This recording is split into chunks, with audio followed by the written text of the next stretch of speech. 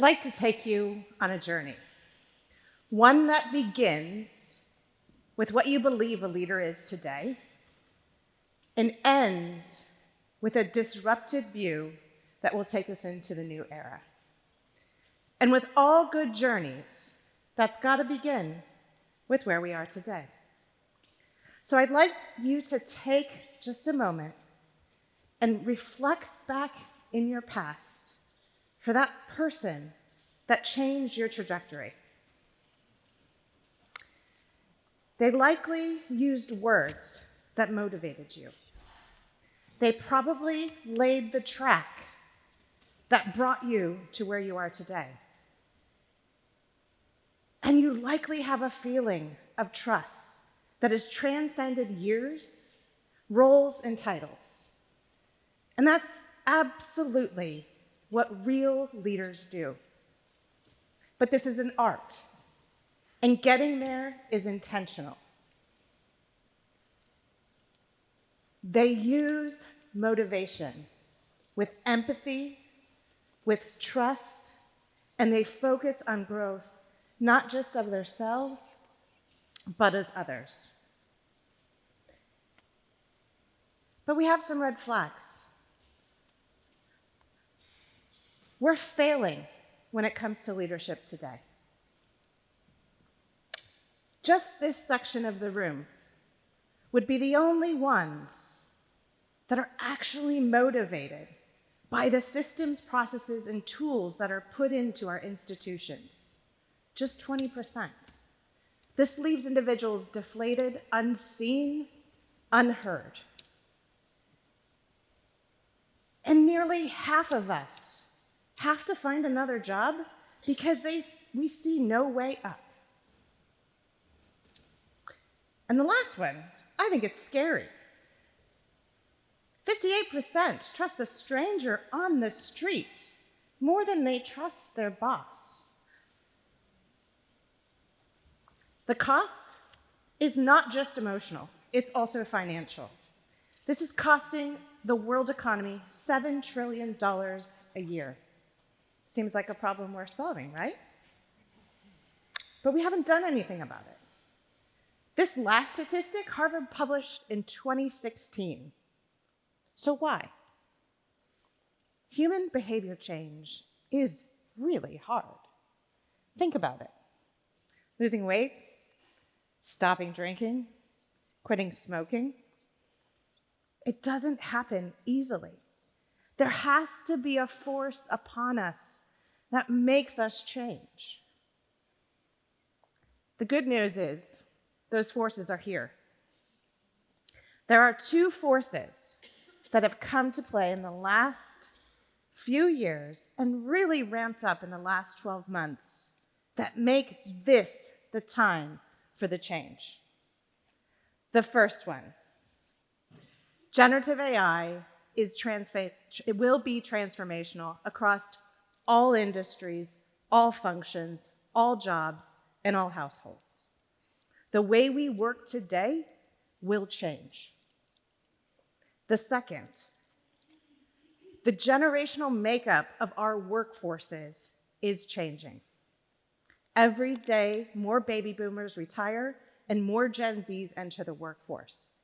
As they join the millennials, the Gen Xs, these Gen Zs move us into a direction that we have a different relationship with work.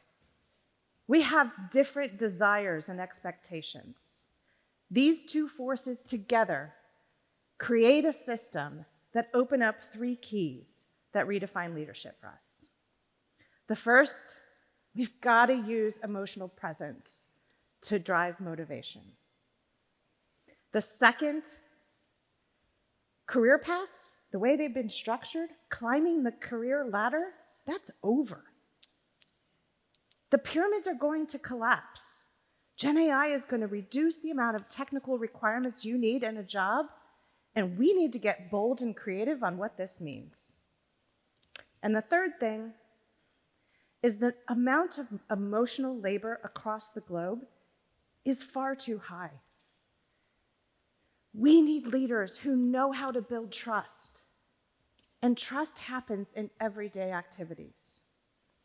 So the question is, are you ready to take on this challenge? I'm going to talk you through each of these keys, and with each, provide some insights and how I think you, tomorrow, next week, can jump into this change. The first one, emotional presence drives motivation. So emotional presence, it means being so in tune with a room that you can read it. It requires you to be active listening and adapting based on the emotions of that room. And when leaders can do this in the right way, they can turn into another level of motivation and engagement on their teams, ultimately increasing productivity. But the interesting thing is, as that new workforce comes into play, they're actually having a huge impact on this. So Better Up is an organization that does coaching at scale. And for the last, they started this survey back in 2018, and through 2021, what they saw was a nod to the power of emotional presence, right? And these are things like being a mentor and supporting your team. These are things like empathy. And the question they asked was, what is your lead doing that's actually driving your team performance? So here you see up to 2021 was pretty stable, 4%, 2%, 3%, collectively about 10%. Interesting. Look at this radical jump on each of these, 3 to 4x, just over 3 years. Organization psychologists believe this is just the beginning of the trend. As these generational shifts happened in the workforce, what is the demand and the desire of this new workforce? This is how we motivate them. We show up differently. Now let's layer in that second force, generative AI. While GenAI can handle tasks such as managing performance, seeing if stuff is done, creating content quicker, it cannot handle tasks that actually require empathy, understanding of human notions and behaviors. And so, as we think about how our time will shift, this is it. We need to start doing more of the things like coaching, mentoring, and supporting our teams, and stop doing more of the stuff that the machine can do, and potentially even better than we can. So here's the challenge. I want you to think of your calendars. How are you spending your time? For me, I used to spend just Fridays doing the coaching, mentoring. It was like a nice cherry on the top. This has become the job. And if you're not doing this, or you don't know how to do this, this is where you grow into next. Let's go to the next one. How we think about work today is around 200 years old. So it's probably time for an update. During the Industrial Revolution, we began to create clusters of work, managed teams. Prior to that, in ancient times, tribes came together and generally everyone in the tribe kind of did tasks front to back. But when we moved into factories, what we needed to do was get highly specialized labor that was uneducated, could do a task quickly, and could do a task with high levels of quality. Enter the pyramid. We still use this pyramid today across so many organizations across the globe, public, private, academic, it doesn't matter. You come in at the bottom, you learn a few skills, you rise up to the next level. There is a ladder that everyone climbs. We don't need it anymore. The introduction of generative AI paired with the desire of our generational workforce shift means that people, A, don't want to climb the ladder.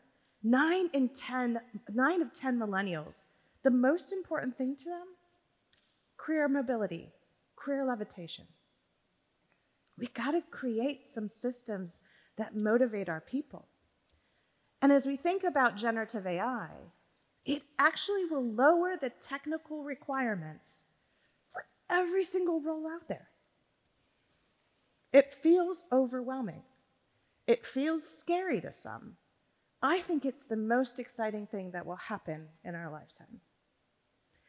The action here is if you're somebody that's in a position that can hire, take a chance on someone who has those core skills, but maybe missing some of the technical capabilities. Start to create teams and structures that don't focus on hierarchy, but instead focus on the opportunity and those emotional presence skills we talked about. And you yourself, be bold and courageous to go for that next role. That might be a stretch, but remember, it's you plus machine now. The possibilities are endless. The final key. The level of emotional labor across the globe is staggering. Between economic instability, geopolitical pressures, there were nearly 70 elections this year, and 2 active wars. And let's not forget, we're still recovering from a global pandemic where many people spend their days working from a home without social interaction. And as I process this, I want to quantify it. So I go back to the trust equation that Charles Green developed back in 2000 when he was at Harvard. And it's pretty simple.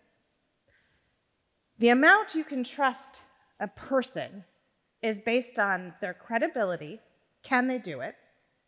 The reliability, have they done this thing before and do you trust them to get stuff done?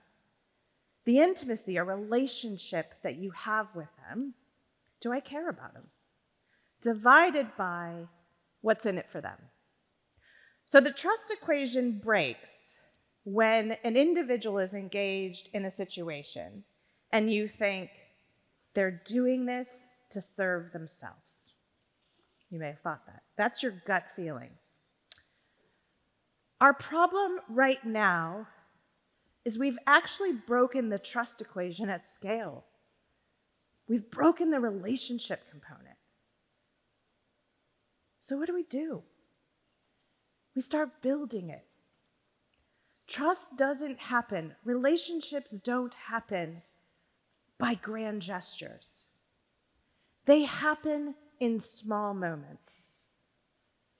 They happen by active listening.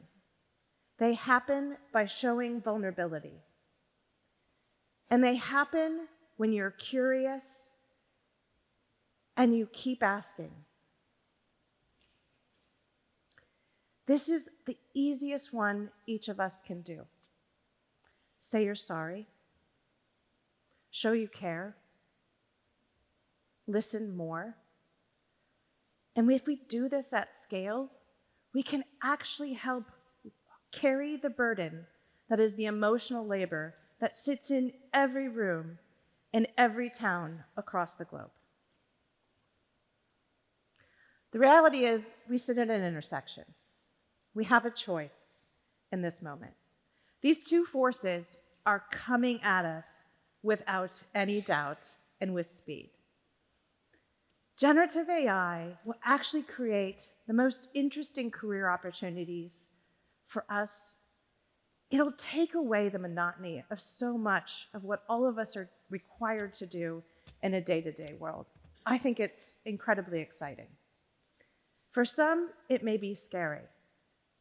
But if we go back and think about the power of emotional presence, the opportunities that this juncture creates, and the power of creating trust, we can all lean on the fact that in this moment of change, the 2 forces are enough to do something different.